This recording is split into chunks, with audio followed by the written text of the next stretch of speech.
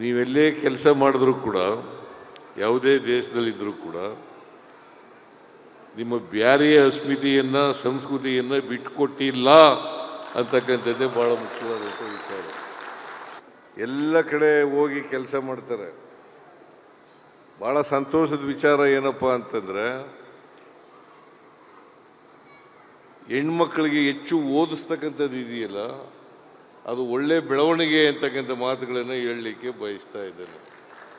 ಹೆಣ್ಮಕ್ಳಿಗೆ ವಿದ್ಯೆಯನ್ನು ಕೊಡ್ತಕ್ಕಂಥ ಕೆಲಸ ಬ್ಯಾರಿಗಳು ಮಾಡ್ತಾ ಇದ್ದಾರೆ ಅಂತಕ್ಕಂಥ ಮಾತುಗಳನ್ನು ಹೇಳಲಿಕ್ಕೆ ಬಯಸ್ತಾ ಇದ್ದೇನೆ.